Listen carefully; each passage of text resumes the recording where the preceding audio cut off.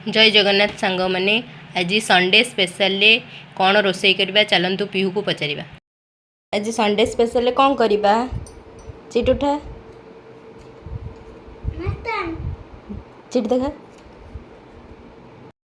तू सांग मैंने मटन तरकारी स्टार्ट करवा ओडिया स्टाइल इन करेई विदाउट प्रेशर कुकर। प्रथमे मटन को भल भाव धोइबा धोईकी क्लीन करवा एवं से लुण हलदी सोरिष तेल मैरिनेट करिकी ताको घंटाटे छाड़िकी रखिबा।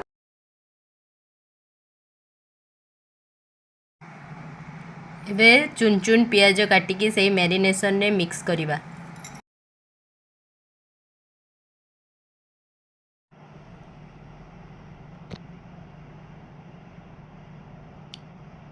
वर्तमान मसला प्रिपरेशन पाई गोटे ग्राइंडिंग जार टमाटो अदा रसुण पियाज को नहीं फाइन पेस्ट तैयारी करिबा। मसला प्रिपरेशन हो सारा पर आलू को काटिकरी धोईकी गोटे फ्राइंग पैन रे तेल गरम करी आलू को गोल्डन ब्राउन हैला जाए फ्राए करिबा। वर्तमान आलू ब्राउन कलर हो साराणी ताकू गोटे बाउल रे काढ़ी दबा। वर्तमान मटन बाय मसला प्रिपरेशन स्टार्ट करवा। से ही पैन रे तेल आगुरु अच्छी एवं से गोटा गरम मसला और पियाज पकईकी किछि समय फ्राए करवा।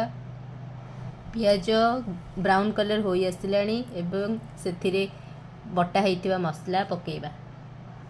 वर्तमान मसला टिके कसी हो आसिलाणी से गुंड मसला लुण हलदी गुंड जीरा गुंड धनिया गुंड चिकेन मसला इत्यादि ऐड करिबा। वर्तमान मसला को कसिबा जेमिति कि करेईरु तेल छाड़िबो।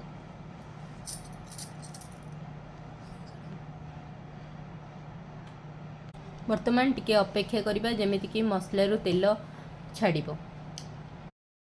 मसला को सब बेले लो फ्लेम रे कसिबा। एबे करेईरु तेल छाड़ी गलानी। एबे एथिरे मैरिनेटेड मटन को ऐड करिबा एवं मसला को कसिबा विथ लो फ्लेम।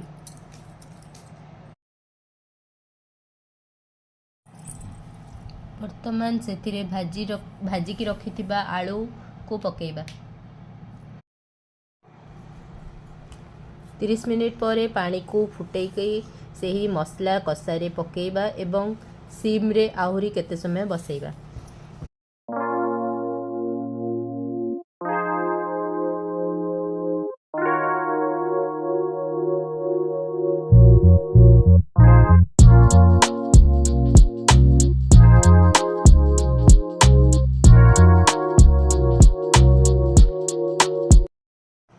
पानी सुखी आसिलाणी सेथिरे गरम करिथिबा पानी को पकेइबा।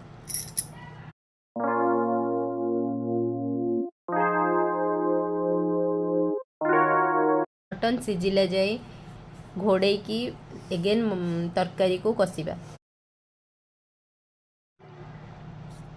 वर्तमान धनिया पत्र को छोट छोट करी काटी करी रखिबा।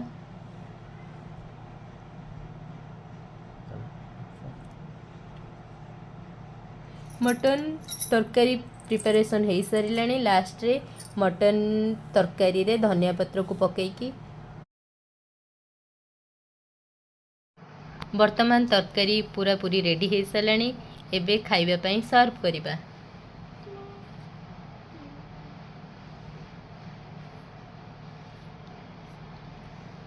एबे डिलीशियस मटन तरकारी रेडी टू सर्व।